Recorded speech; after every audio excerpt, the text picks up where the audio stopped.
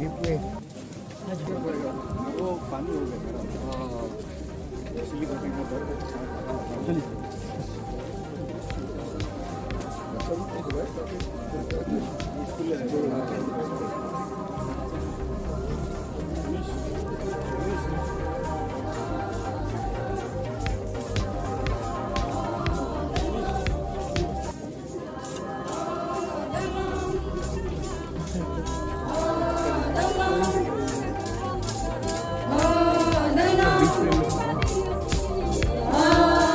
Terus.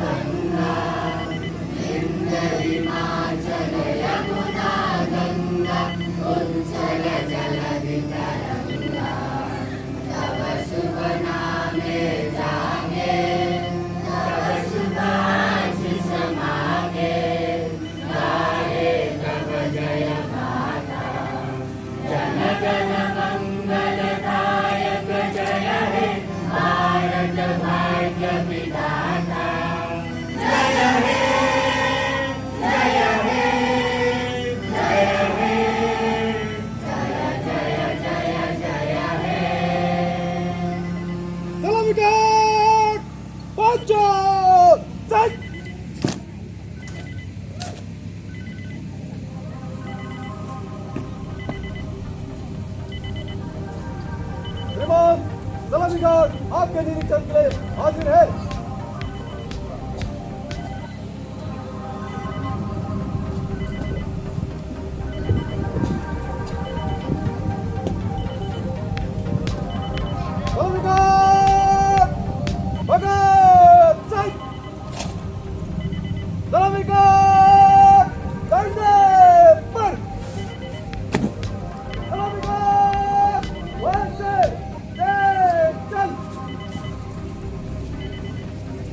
Guard of honour के बाद आप सभी को पता है हमारे मुख्य अतिथि ऑनरेबल यूनियन मिनिस्टर किरण रिजिजू जी यहाँ पहुंच चुके हैं, गार्ड ऑफ ऑनर ले चुके हैं और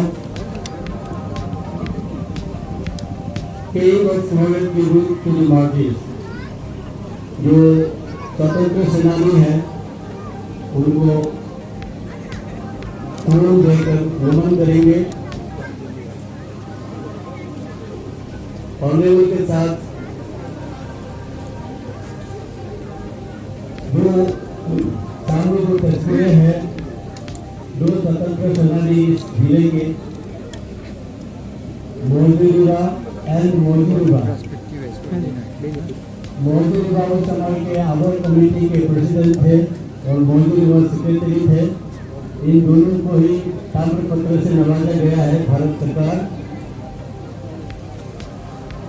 हालांकि मोजूदा को ताम्र पत्र कुछ साल पहले दिया गया और चंद सालों बाद मोजूदा को दिया गया। और भी ताम्र पत्र पाने वाले स्वतंत्र सेनानी हमारे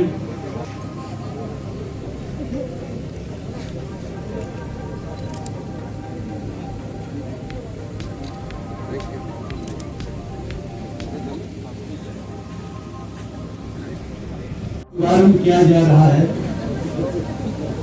यूनियन मिनिस्टर श्री किरण रिजिजू जी के कर कमरों द्वारा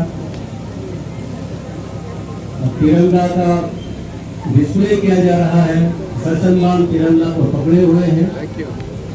आज से 3 दिन तक ये honourable union minister for law and justice Shri Kiran Rijiju sir, respected and honorable MLA Party 6 Narikoyu Sriman Kentoruna Sarji, respected Deputy Commissioner, respected grandson and granddaughter of the freedom fighter Sri Mojeriba and Mojiriba. Really, I'm very happy and immense pleasure that today we have Union Minister here. So really, I extend my gratitude and thankfulness to you that you have chosen Dipa village for kick-off हर घर तिरंगा अभियान। Dipa is a very historic village where Mojeriba hosted the national flag during 1947, 15 August 1947, and that was the first flag hosting in Arunachal Pradesh. Really, sir, I on behalf of the people of 28th Likavali Assembly Constituency in particular and people of Lower Assam district in general heartily welcome you today here at the Dipa village. Beyond this, sir, I have some memorandum submitted by different villages of this Likavali Dipa adjoining villages. First, we have a memorandum from Within village. Within village have a problem of railway crossing gate which is not in the provision when the railway line was constructed. So I on behalf of the people of Within village request you, sir, kindly take up this matter with the Ministry of Railway to keep a provision for railway crossing at Green Village. Number 2, one more memorandum. This is for construction of G plus RCC community hall with provision for market vendor and fair price shop at Dipa village. This is submitted by the chairman Dipa Welfare Society.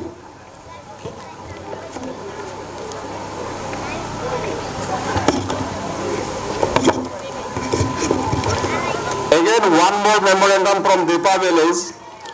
This is regarding construction of double-storied school building for Government Secondary School Dipa. And the second is construction of hospital building and associated staff quarter for newly created primary health center Dipa. And again, one more memorandum we have. This is regarding construction of flag pendulum at Dipa village to commemorate the 75 years of independence and historic place Dipa, which national flag was hoisted during 1947. So just to commemorate this place, one museum like a flag pendulum is very much required, and the youth of Dipa village have submitted this memorandum. Shri मौजरेवा जी को भारत सरकार ने ताम्रपत्र प्रदान किए हैं। तो मैं honourable union minister Rijiju साहब से रिक्वेस्ट करूंगा कि उनके कर कमलों से फेलिसिटेशन करें और इसको रिसीव करने के लिए मौजरेवा जी के जो कमेटी थे, उस कमेटी का जो को मौजरेवा जी का ये जुम्मन वाला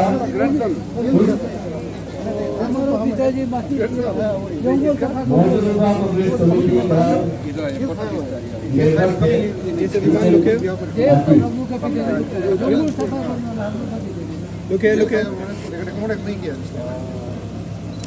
स्वतंत्र सेनानी मौजरेवा को फेलिसिटेट करते हुए honourable union minister Shri Kiran Rijiju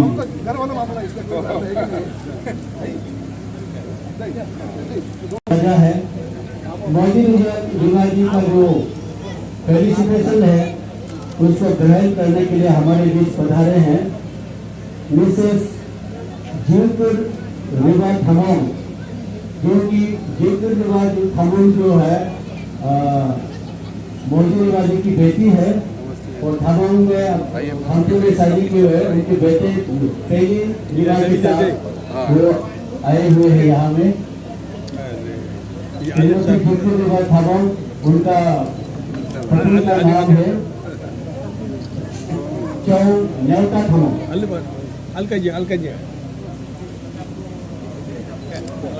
आई हुई है न्यापी भोजन, मिस न्यापी भोजन, जो कि लेगिंग भोजन को जो फेलिसिटेट किया जा रहा है उसको ग्रहण करने के लिए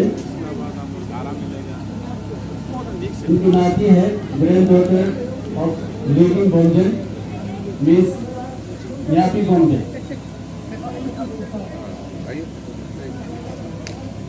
Yes, everyone look here. ये देखिए।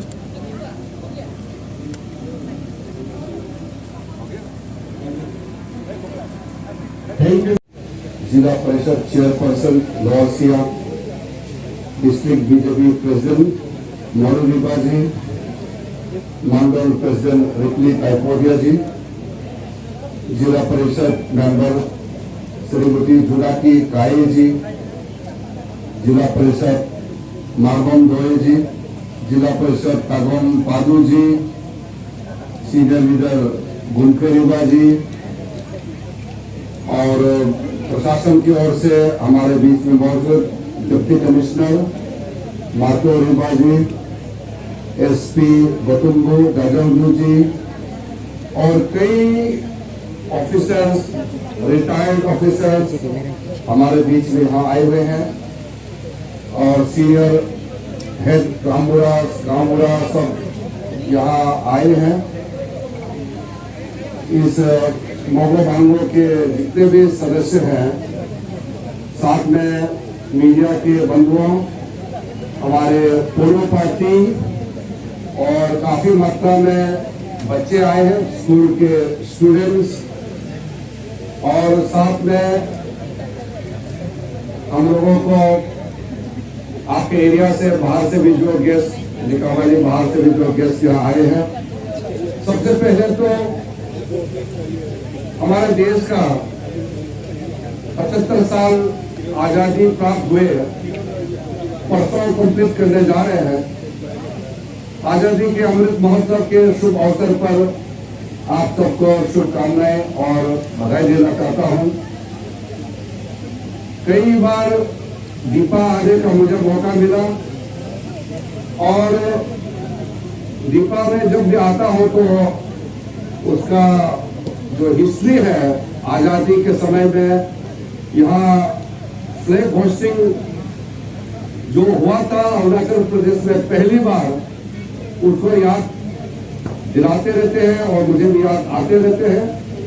आज एक विशेष दिन के हिसाब से मैं आया हूं, तो आज तो बहुत ही हम सब के लिए स्पेशल है कि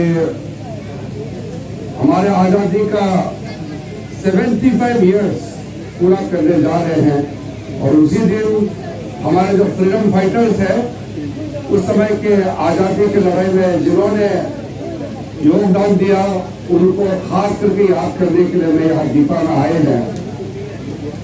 सबसे पहले मैं उन फ्रीडम फाइटर्स को नमन करता हूँ जिन्होंने कुर्बानी दी है अपने जवानी के समय में, समाज के लिए, देश के लिए अंग्रेजों के खिलाफ आवाज उठाया और संगठित रूप से हमारे समाज के लोगों को जागरूकता फैलाने में काफी योगदान दिया है। ये मौजी रीबा, जिसको तमरा पत्रा अवार्ड दिया गया था, और ये मौजी रीबा, उनको भी ताम्रा पत्र अवार्ड दिया गया है। और साथ साथ में जो उनके साथ बहुत क्लोजली रहे हैं, मोरवे बागरा जी, कोरे बागरा जी, कार्गो बासर जी और लिगिन बोमजन जी और कई उनके साथियां हैं जिन्होंने फ्रीडम फाइटर्स में अपना योगदान दिया है। आज के दिन उनके जो कारनामा है, उनका योगदान है, उसको याद करते हुए मैं अपना उनके प्रति अपना रेस्पेक्ट, मेरा नमन उनके चरणों में प्रदान करना चाहता हूं। बार बार हम लोग का जिंदगी में ऐसा मौका आता नहीं है। हिस्ट्री में कुछ साल ऐसा होता है जो बहुत इंपॉर्टेंट होता है, और एक देश का आजादी का 75 इयर्स पूरा होना अपने आप में एक इतिहास है। अगले बार जब हम लोग सेलिब्रेशन करेंगे तो 100 साल होगा। तो हमारा देश, भारत देश का आजादी का जब 100 साल सेंटिनरी सेलिब्रेशन करेंगे, उसके बाद हम लोग में से बहुत लोग तो नहीं रहेंगे। और वैसे भी जिंदगी का कोई ठिकाना नहीं होता है कब क्या हो जाए इंसान का जिंदगी में। लेकिन जो आज आजादी का 75 वर्ष, जिसको आजादी का अमृत महोत्सव के नाम से मनाया जा रहा है, जो भी आज मौजूद है इस दीपा गांव में और अरुणाचल प्रदेश के तमाम जगह में भी आज कार्यक्रम आयोजित किया जा रहा है। चीफ मिनिस्टर साहब पेमा खांडू साहब जो मेरे साथ आए थे, वो पासीघाट गया हुआ है। अभी हम लोग साथ में यहाँ से ईटानगर जाएंगे। तो आज दीपा का बहुत ही खास इसलिए है कि यही वो जगह है जहाँ हमारा फर्स्ट टाइम, उस समय अरुणाचल नाम नहीं था, उस समय हमारे फ्रंटेड ट्रैक हुआ करता था, फिर भी इसको उनका गतिविधि का केंद्र बिंदु बनाते हुए यहाँ हमारा झंडा को फहराया गया था। तो उसी जगह फिर से झंडा फहराना मेरे लिए भी ये सौभाग्य की बात है और आप लोगों के लिए भी कि आज अरुणाचल के सब लोग दीपा में तो आ नहीं सकते हैं, लेकिन हम लोग कुछ लोग दीपा गांव के जो रहने वाले हैं और आसपास से जितने भी जो हम यहाँ एकत्रित हुए हैं, हम लोगों के लिए ये बहुत ही खुशकिस्मती की बात है कि आज के दिन हम लोग यहाँ एकत्रित हुए हैं। मैं तो आपके प्रतिनिधि के रूप में आपके बीच में आने से तो अच्छा लगता ही है। पहले जब मैं मंत्री नहीं था तब भी दीपा में मेरा आना हुआ, बाद में भी यहाँ कार्यक्रम रखा, फिर आए, तो लगभग मेरा शायद ये 5वीं बार विजिट, 5 टाइम्स दीपा में आने का ये मेरा सौभाग्य प्राप्त हुआ है।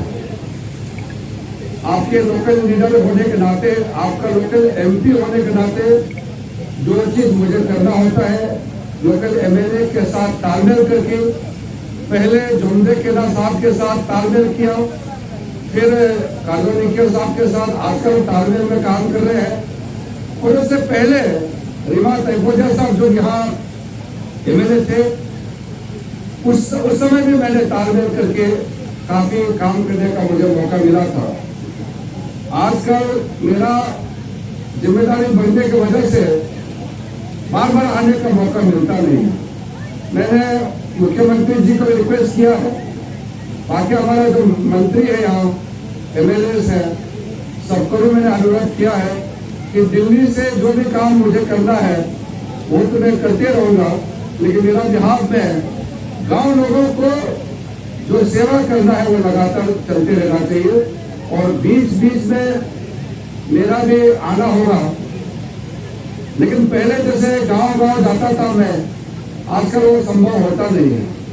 आप लोगों ने आशीर्वाद देके मुझे दिल्ली भेजा है और दिल्ली में जिम्मेदारी बढ़ते गया और आजकल जो मेरा जिम्मेदारी है, आप सबको मालूम है, मुझे 1 मिनट भी इधर उधर करने का भी बहुत कम समय मिलता है। इतना बड़ा देश हमारा, बहुत महान देश है और बहुत बड़ा देश है। दुनिया का अब चाइना से भी हम लोग आगे लगभग निकल गए हैं पॉपुलेशन में। यूरोप में जो देश होता है, इंग्लैंड, जर्मनी, इटली, ये सब हमारा एक मीडियम साइज स्टेट का बराबर होता है। उत्तर प्रदेश अकेला 25 करोड़ पॉपुलेशन है, जो पूरा यूरोप का लगभग बराबर है। इतना बड़ा देश को चलाना ये बहुत बड़ा जिम्मेदारी होता है। इसलिए और मेरा पोर्टफोलियो जो जिम्मेदारी भी ऐसा है कि पहले जैसे बीच में मैं कोशिश करते रहता हूँ कि हर 2 महीने में कम से कम 1 डिस्ट्रिक्ट, 2 डिस्ट्रिक्ट का किसी डिस्ट्रिक्ट हेडक्वार्टर में या किसी एक जगह में कार्यक्रम करके मैं पहुंच सकूं, ये मेरा कोशिश रहेगा।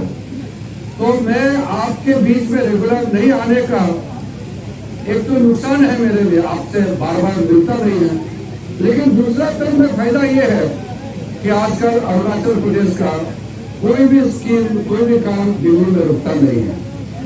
आप लोग की वजह से एक सीनियर मंत्री होने के नाते जब मैं कुछ कहता हूँ या प्रधानमंत्री जी के साथ, हमारे सीनियर मंत्री, गृह मंत्री जी के साथ, रक्षा मंत्री के साथ, हमारे जो फाइनेंस मिनिस्टर, सबसे जब मैं रेगुलर, हम लोग का हर दिन मिलना होते रहता है, तो कुछ ना कुछ जब स्कीम आता है, कोई बड़ा परियोजना, कोई बड़ा प्रोजेक्ट अरुणाचल का होता है, तो मैं जब एक बार बोल देता है तो आजकल काम हो जाता है। पहले मैं जब एमपी था तो बार बार रखने पड़ता था, किसी काम के लिए बार बार रिक्वेस्ट करना पड़ता था। उसके बाद मिनिस्टर ऑफ स्टेट हुआ, तब भी मैंने कई सारा काम अरुणाचल के लिए किए हैं। आज एक सीनियर मंत्री होने के नाते हमारे लिए बहुत सुविधा बढ़ गया और अरुणाचल का किसी सीनियर जो मिनिस्टर है, चीफ मिनिस्टर या हमारा ऑफिसर है, दिल्ली में किसी चीज के लिए पहले जैसे बहुत ज्यादा बातचीत करने का आजकल आवश्यकता नहीं होता है। तो जब हम लोग कुछ खोता है तो कुछ पाता भी है और डेवलपमेंट काम तो चलते रहेंगे और डेवलपमेंट काम करना ही मेरा ड्यूटी है। लेकिन डेवलपमेंट के साथ साथ कई हम लोग ट्राइबल समाज के लोग हैं, हमारा नाम, हमारा पहचान, हमारा इज्जत हमारे लिए बहुत इम्पोर्टेंट होता है। हम लोग मेहनत करने वाले लोग हैं, खेती बाड़ी करते हैं, अपना काम धंधा करता है, साथ साथ में हम लोग अपने इज्जत के लिए भी हम लोग ख्याल रखता है। अरुणाचल प्रदेश का हमारा पॉपुलेशन कम होने के नाते और छोटा स्टेट होने के नाते पहले दिल्ली में हम लोगों का पहचान कम होता था। आजकल ऐसा कोई परेशानी नहीं है। आपने देखा होगा जब मैं कैबिनेट मिनिस्टर बना तो अरुणाचल प्रदेश में जितना जाति है, जो लोग कॉन्स्टिट्यूशन के जो लिस्ट में छूट गया है, आज का दिन अरुणाचल का 100% ट्राइब्स का नाम हमने कॉन्स्टिट्यूशन में डाल दिया गया है। तो बहुत बड़ा उपलब्धि है। आपको मालूम नहीं होगा, दूसरे राज्य में 100 साल से भी ज्यादा स्ट्रगल कर रहे हैं, और जो आजादी के बाद 1947 के बाद में कॉन्स्टिट्यूशन में अपना नाम डालने के लिए आज भी संघर्ष कर रहे हैं, क्योंकि बहुत उसका टेक्निकल कारण होता है। लेकिन अरुणाचल प्रदेश का सारे के सारे जो हमारे ओरिजिनल ट्राइब्स है, आज कोई तकलीफ, किसी तरह से कोई क्राइसिस का सामना करने का जरूरत नहीं पड़ रहा है। धीरे धीरे हम चाहते हैं कि अरुणाचल प्रदेश एक नई लेवल तक हमारा डेवलपमेंट जाना जरूरी है। उसके लिए शांति और डेवलपमेंट दोनों चाहिए। असम अरुणाचल का बाउंड्री को लेकर के हम लोग जब छोटे थे, बचपन से अरुणाचल असम का बाउंड्री का समस्या हल नहीं होने के कारण से समय समय में टेंशन पैदा होते रहता था।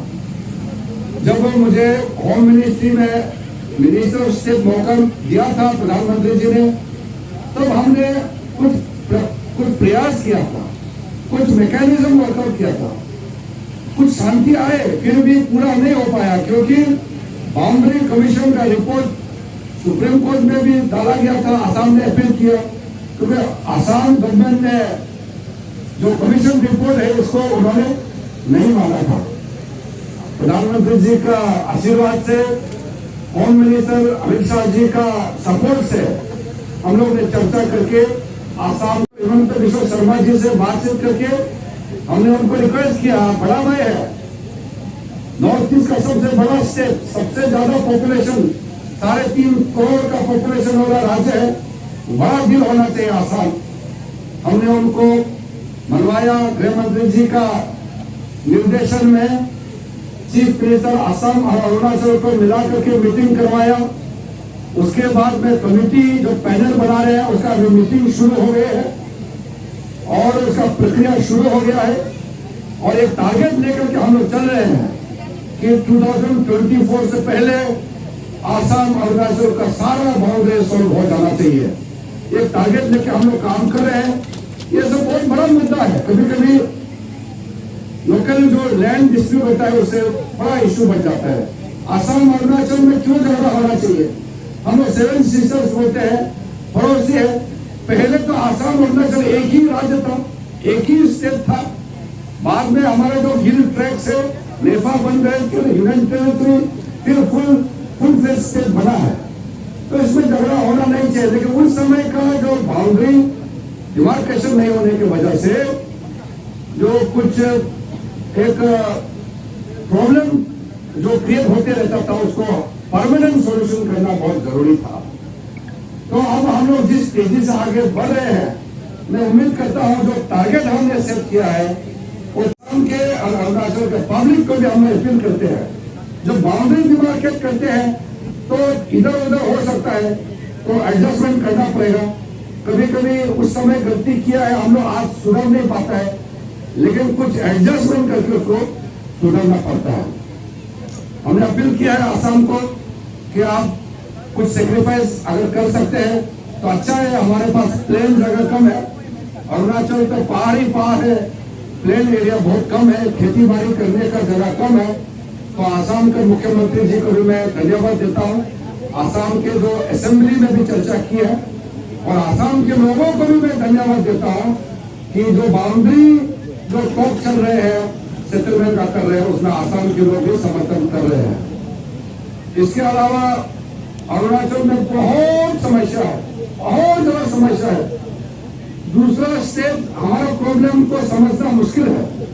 धीरे धीरे करके हम लोग अरुणाचल प्रदेश को एक नई दिशा में ले जाने का प्रयास कर रहा है, लेकिन आसान नहीं है। आप सबको मालूम है कि मैं जितना मेहनत करने से भी यहाँ लोकल पॉपुलेशन जब तक साथ नहीं देगा, लोकल एडमिनिस्ट्रेशन अगर साथ नहीं देगा, तो प्राइम मिनिस्टर नरेंद्र मोदी जी जितना भी सपोर्ट करे वो ग्राउंड तक पहुंचना मुश्किल है। आप सबको मालूम है कुछ हाईवे से हम जब मंत्री बने थे 2016 में सारा ट्रांस अरुणाचल जो हाईवे से उसका सैंक्शन भी कर दिया, लैंड कंपेंसेशन का पैसा भी पूरा देने का बावजूद भी यहाँ लैंड कंपेंसेशन में कभी इशू होता है, कभी कॉन्ट्रैक्टर का प्रॉब्लम होता है, कभी लेबर भाग जाता है, कभी मशीन खराब होता है, कभी लैंडस्लाइड होकर खराब होता है, कई कारण से काम रुक जाता है। कभी कभी कंपेंसेशन लेकर के लोकल आदमी का भी प्रॉब्लम होता है। अलग अलग जगह में अलग अलग प्रॉब्लम आते रहता है। मुझे बार बार ये बात कहते हुए भी मुझे अच्छा नहीं लगता है, लेकिन मुझे कहना पड़ रहा है कि हम जितना मेहनत करते हैं, जितना पैसा लाते हैं दिल्ली से, यहाँ इस्तेमाल पूरा नहीं कर पाता है। मुझे अच्छा नहीं लगता है, पैसा देने के बावजूद भी काम नहीं कर पाता है। टेंडर कॉल करने में साल भर लग जाता है, कभी कभी टेंडर कैंसिल हो जाता है, कोर्ट में केस करके फंस जाता है। तो हम जो मेहनत करके स्कीम लाता है वो ग्राउंड में जल्दी देखने को नहीं मिलता है, तो किसी को नहीं ये बुरा लगता है। लेकिन स्टेट गवर्नमेंट, सेंट्रल गवर्नमेंट आज के दिन में बड़ा अच्छा तालमेल है। हमारे युवा मुख्यमंत्री पेमा खांडू जी बहुत मेहनत कर रहे हैं। मेहनत के साथ अपने टीम अरुणाचल के नाम से उनके कलीग मंत्री, उनके एमएलए साथी, ऑफिसर के साथ बहुत मेहनत कर रहा है। मुझे उम्मीद है कि आने वाले दिन में अरुणाचल तेजी से जितना स्कीम सेंट्रल गवर्नमेंट से लाता है उसका 100% नहीं होने से भी कम से कम 90% इम्प्लीमेंटेशन हो पाएगा। आपको मालूम है नरेंद्र मोदी जी आने के बाद अरुणाचल प्रदेश का 4 गुना से भी ज्यादा आपका जो पैसा है वो बढ़ा है। आपको मालूम है ये नागालैंड हमारे पड़ोसी राज्य है, नागालैंड का पॉपुलेशन अरुणाचल से भी ज्यादा है, लेकिन हम लोग नागालैंड से कम 3 गुना लगभग पैसा अरुणाचल में जाता है। अरुणाचल बड़ा स्टेट है, यहाँ इंफ्रास्ट्रक्चर के लिए बहुत खर्चा लगना पड़ता है। नया जो कैलकुलेशन करता है हमारा फॉरेस्ट, हमारा जो जमीन, बड़े एरिया, डिफिकल्टी सारा मिला करके आज पूरा भारत देश में highest per capita allocation central fund Arunachal Pradesh को जाता है। 2014 में जब नरेंद्र मोदी जी प्राइम मिनिस्टर बना था उस समय अरुणाचल प्रदेश का लगभग 12,000 करोड़ का कर्जा था। सोच के देखिए, अलग अलग जगह से लोन लेना और बैंक से लोन लेकर के और फिर हमारे यहाँ प्रोजेक्ट चलाना और एजेंसी से, नाबार्ड से, अलग अलग फाइनेंशियल इंस्टीट्यूशन से लोन लेकर के हम लोग चलाते थे अरुणाचल प्रदेश। और जो लोन लेके हम लोग चलाता है तो लोन को इंटरेस्ट दे करके फिर पेमेंट करना पड़ता है।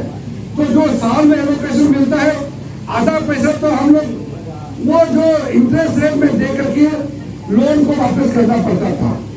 उस समय बहुत हालत खराब था। कोई डिपार्टमेंट में टाइम से डिपार्टमेंट में जो नौकरी करने वाला है उसको दरमा भी नहीं मिलता था, ये हालत हो गया था। तो उसको पूरा करने के लिए और ज्यादा लोन लेना पड़ता था। आज के दिन में 2016 के बाद चलते चलते चलते आज 2022 बन गया और हमारा पास कोई कर्जा नहीं है। आज नरेंद्र मोदी जी का नेतृत्व में अरुणाचल प्रदेश को जितना फंड देता है और जिस तरीके से यहाँ हमारे राज्य सरकार पेमा खांडू जी के नेतृत्व में अच्छी तरीके से पैसा का इस्तेमाल करने का पूरा कोशिश कर रहा है, उससे बहुत फर्क आया है। इसलिए हमारे लिए खुशकिस्मत की बात है।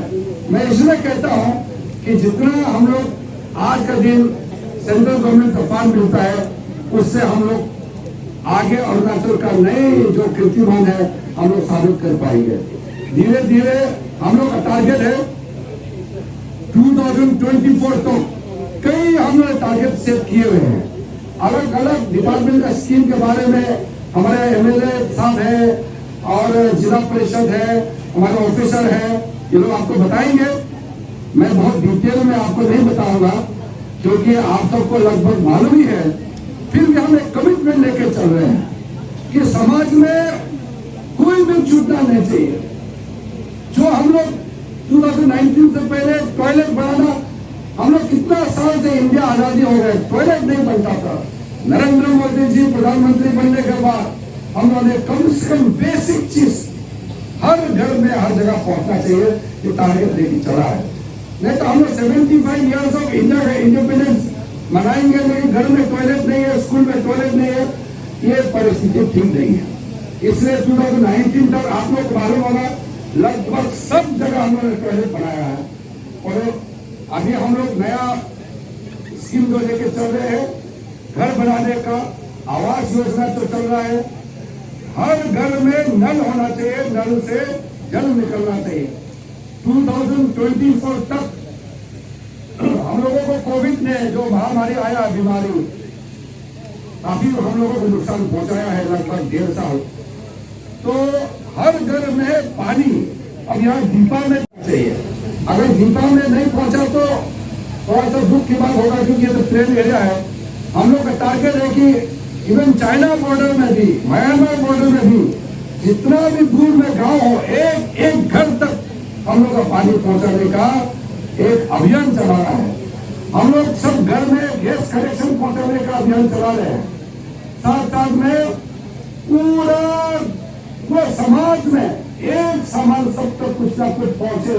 बच्चे के लिए स्कीम होता है, मिड डे मील होना चाहिए।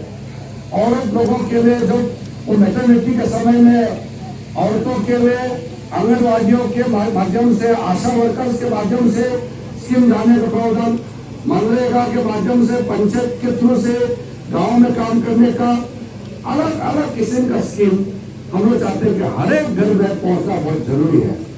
साथ साथ में मुझे मेमोरेंडम दिया है, अभी मेमोरेंडम काफी लंबा है, एमएलए साहब ने मुझे ब्रीफिंग भी किया है। तो ये जो आपने जो मेमोरेंडम दिया है, मैं आपको कमिटमेंट देता हूँ। एक तो ये जो फ्लैग होस्टिंग का जगह के लिए आप लोगों ने पोडियम का रिक्वेस्ट किया है, वो तो मैं इसी साल ही कर देगा इसको। बाकी जो रेलवे ट्रैक को कनेक्टिविटी से लेकर के कई स्कीम्स आपने दिए हैं, मैं आपका लोकल एमपी होने के नाते आपके एमएलए साहब से मैं तालमेल करके जितना भी हो सके, आप लोग को मालूम है कि मेरा तो स्कीम आपका यहाँ लगभग पहुंच ही चुका है। आप पहले का पुराना देखेंगे, हमारे यहाँ पुराना पार्टी का लीडर लोग बताएंगे, वहां लास्ट जो बस्ती है दुर्पय से लेकर के यहाँ दीपा तक, और गेंसी आगे सिमरिते से लेकर के जितना भी गांव है, दारू लेकर के बीच में जितना गांव है, कोई भी ऐसे गांव नहीं छूटा जिसको हमने अपना स्कीम नहीं पहुंचाया है। सब जगह कुछ ना कुछ पहुंचाया है।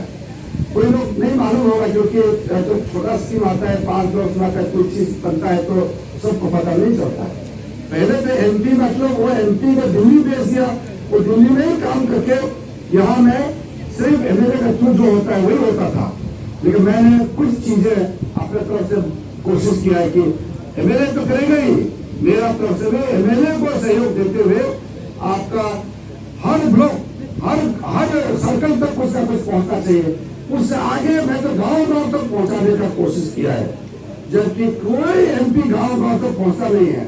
आप आसाम में बॉर्डर में देख लीजिए, किसी जगह आप नागालैंड में देख लीजिए, या किसी भी स्टेट में पूछ लीजिए, एमपी कभी भी गांव से स्कीम देने का सिस्टम होता ही नहीं है, क्योंकि एमपी के पास वो अथॉरिटी नहीं होता है, वो स्टेट गवर्नमेंट करता है। एमपी तो दिल्ली से स्टेट के लिए काम करना और डेवलपमेंट का बात करना, प्लस वहाँ कानून बनाना, ये चीज जो एमपी करता है। लेकिन मैं अलग तरीके से कई चीजें, क्या आपको मालूम होगा, लीग का मालूम है, एम्बुलेंस दिया है, सब कुछ बना दिया है, गेंसी में भी 1 दिन 2 3 एम्बुलेंस दे चुका हूं मैं आपका कॉन्स्टिट्यूंसी के लिए। तो इस तरह से हमेशा मेरा तरफ से छोटा चीज हो या बड़ा काम, किसी चीज को मैं छोड़ता नहीं हूँ, कोशिश करता हूँ। लेकिन जैसे मैंने शुरू में कहा, आजकल पहले की तरह मेरे पास समय नहीं होने के कारण से बहुत मुश्किल हो जाता है। और हमारे अरुणाचल से बहुत लोग आजकल दिल्ली आता है, आजकल तो दिल्ली आना बहुत इजी भी हो गया, और 2-3 महीने के अंदर में ये होरोगी एयरपोर्ट बन जाएगा ईटानगर वाला, तब तो सीधा अरुणाचल से आप दिल्ली उतरेंगे। तो इस तरह का सुविधा जो बनते जा रहे हैं तो लोग बहुत आसान से दिल्ली पहुंचता है। इसी साल में हम लोग ने एक मोबाइल टेलीफोन का हम लोग ने नया स्कीम लॉन्च किया है और 2024 तक अरुणाचल प्रदेश का 100% गांव में 4G टेलीफोन का कनेक्टिविटी किया जाएगा। जो हम लोग ने 2018 में स्कीम चलाया था और 2020 में भी, लेकिन उसमें हम लोग केबल जो तार लगाता है मोबाइल टेलीफोन का तार लगाता है, अभी 3 घंटा का फिल्म डाउनलोड करने में 4G में भी कम से कम 5 मिनट लगता है। बहुत स्पीड होने से भी कम से कम 4 मिनट लगता है। 5G दिशा दिखाता है। आज इंडिया दुनिया समय बिताने का मौका मिला, तभी मैंने निर्णय किया कि आजादी का अमृत महोत्सव का हर घर झंडा, हर घर तिरंगा, ये मैं दीपा से ही शुरू करूंगा। ये मैंने निर्णय काफी दिन पहले ले चुका था, अनाउंसमेंट तो बाद में किया है, लेकिन कई दिनों से मैं सोच के रखा हुआ था कि मैं दीपा जाकर के 13 तारीख यही से लॉन्च करूंगा। आज कई मिनिस्टर लोग दिल्ली से लॉन्च कर रहे हैं, कई लोग अपना अपना बहुत इंपॉर्टेंट जो इंडिया का हिस्टोरिक प्लेसेस होते हैं, ऐतिहासिक जगह है, वहां से आज का कार्यक्रम को लॉन्च कर रहा है। और मैं यहाँ दीपा की इस बहुत ही पवित्र भूमि से आपके साथ बैठ करके आज का हर घर तिरंगा आजादी का अमृत महोत्सव का उत्सव आज यहाँ से हम लोगों ने किक ऑफ किया है। मैं मानता हूँ ये सेलिब्रेशन पूरा गांव-गांव घर घर तक जाएगा और हमारा भारत माता का जो झंडा है, तिरंगा है, ये बहुत ऊंचा लहराते रहेंगे। हम लोग अरुणाचल वाला को तो वैसे भी सब कहते हैं, बहुत हम लोग पेट्रियोटिक लोग हैं, बहुत देशभक्त लोग हैं, पूरा जय हिंद नारा लगा के बैठने वाला लोग हैं। नरेंद्र मोदी जी बार बार हम लोग को कहते हैं कि हम लोग अरुणाचल का आदमी सबसे पेट्रियोटिक सिटीजन है इंडिया का, तारीफ करते रहते हैं। इसलिए आप लोगों के बीच में मैं आज फिर से आह्वान करता हूँ कि हम लोग सब अच्छा भाव लेकर के अच्छा एक टारगेट और अच्छा हम लोग का फ्यूचर का एक कमिटमेंट लेकर के यहाँ से निकलते हैं। मैं जैसे कहा बाकी चीजें जो मुझे करना है मैं आपके लिए करते रहूंगा और आगे लिखाबाजी बाकी जगह में भी मैं जब जब मौका मिलेगा मैं आऊंगा। और फिर से कार्दोनिकल जी और केतोरीना जी, यहाँ के डीसी साहब, जेपीसी जिला परिषद, हमारे पार्टी के प्रेसिडेंट मौलूबा जी और हमारे मंडल प्रेसिडेंट और जितने भी यहाँ आप लोग आए हैं, आप लोगों को मैं धन्यवाद देता हूँ। एक बहुत शानदार कार्यक्रम आपने रखा है और जाते जाते मैं अपने गाँव ग्राम लोगों के लिए, स्कूल के बच्चों के लिए छोटा सा तोहफा मैं एमएलए साहब के हाथ में देके जाऊंगा आपके यहाँ पूर्णपाती सबके लिए। और फिर से आप सबको आह्वान करता हूँ कि जोरदार से हम लोग आजादी का अमृत मनाना है और हम लोग प्राउड फील करना है। इंडिया का सिटीजन है, हम अरुणाचल का आदमी है मगर हम लोग इंडिया का सिटीजन है। इसी बातों के साथ आप सबको बहुत बहुत धन्यवाद देना चाहता हूँ। जय हिंद। प्रेसिडेंट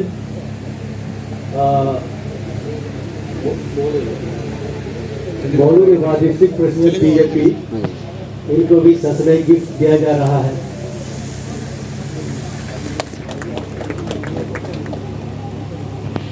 श्री रिगली ताइपोदिया, श्री रिगली ताइपोदिया जी रेव दोए बासर मैडम के हाथों से इनको चाकलेट भेज दिया जा रहा है। एक और justice for 140 crore population of India. Today you have stepped at Dipa. Dipa में एक पॉइंट के साथ सर मैं कुछ कहूँगा। ये पॉइंट थी नलिने वाले देवी अशांति है पॉइंट वो असमगत असमीस हिदू असम का आमने सामने में है नो चिंता चल पर दुखिया और बगा पजा एक हुकोनी तीर्थ तात एक हुकोनी पुण्य आश्रम। यूनियन मिनिस्टर सर आप आज इधर आए, ये अभी एक जमीन नहीं है, ये तीर्थ स्थान है, आज से तीर्थ स्थान जो आप अभी हर घर में तिरंगा बोले हैं, आप उसको लॉन्चिंग किए हैं। दुखी है बाबा प्रजा, जो गरीब लोगों का जो निवास है, घर है, वो आज एक पुण्य तीर्थ है, पुण्य आश्रम है। आप इसी को आशीर्वाद देने के लिए आज इधर आए हैं। बहुत कहना नहीं, बहुत समय टाइट होते भी, टाइडी के समय में भी आपने इसी धरती पर दीपा में 1947 का याद कर गए। विदिन 75 ईयर्स गुजर चुका है, समय बीत चुके हैं। उसी समय में आज आप आके you have inspired the pictures of members who are sitting in front of you. The members who are sitting, they are patriots today. From today they are patriots. You are not simple member. रामगद्दा डोलियों तेना लोग लाल coat डोली को जीतो, भगवान को जीतो, Jesus को जीतो, अल्लाह को जीतो, बुद्ध को जीतो। आप जितना जरूरी है, क्योंकि आपका लाल कोट इस समय डोली को भी जीतेगी, पोलो को भी जीतेंगे, ऐसा आप चिंता करना। अंत में सर आपने इधर आए, डीसी को, इनका पूरे टीम को, गौबरी सबको, गौबरी को, भैया को, पब्लिक सबको, आप सब आज़ादी के अमृत महोत्सव सेलिब्रेशन करने के लिए इसी दीपा में आप प्रश्न उठाए हैं, अपना मंत्री को स्वागत किए हैं। बहुत मुझको अच्छा लगा है। अंत में इनका शुभ जर्नी के लिए, शुभ प्रस्थान के लिए मैं अपना को प्रार्थना करता हूँ, इन्हें मंगल भय अपना जगह पहुँचे। उसके बाद सर नारी कोई ऐसा जगह है, दो लॉर्ड दो कंस्टिट्यूंसी में बांटा हुआ एमपी का, eastern and western, eastern and western.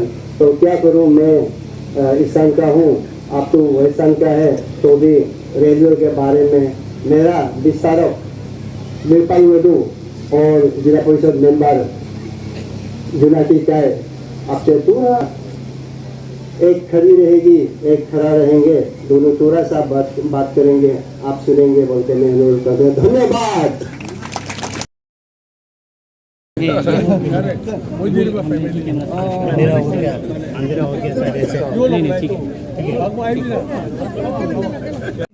कोई दिलो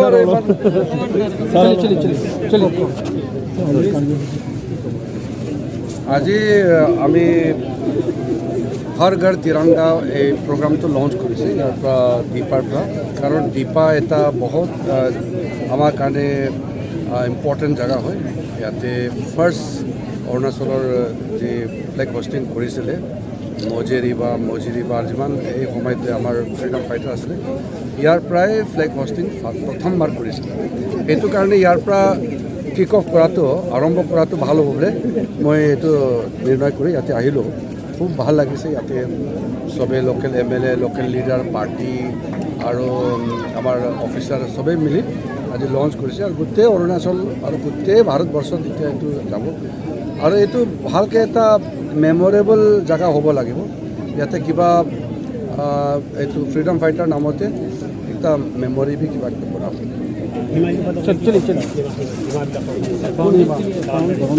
কিবাটো মই তাতে কৈ দিছোঁ, এইটো অৰুণাচল আৰু অসম মিলি কিনি আমাৰ সীমান্ত একদম শান্তিৰ পৰা সমাধান হ'ব লাগিব। আৰু অৰুণাচল আৰু অসমৰ চিফ মিনিষ্টাৰ দুইজনে মিলি কিনি কাম যি কৰি আছে, আৰু কমিটি বি কাম কৰি আছে, আৰু প্ৰাইম মিনিষ্টাৰ আৰু হোম মিনিষ্টাৰ ডাইৰেক্টলি গাইডেঞ্চ দি আছে যে অৰুণাচল আৰু অসমৰ সীমাটো শান্তিৰ পৰা সমাধান হ'ব লাগিব। আৰু বাকী যিমান নৰ্থ ইষ্টৰ এইটো বাউণ্ডেৰী আছে চবৰতো এমিকেবল সলিউশ্যন হ'ব লাগিব।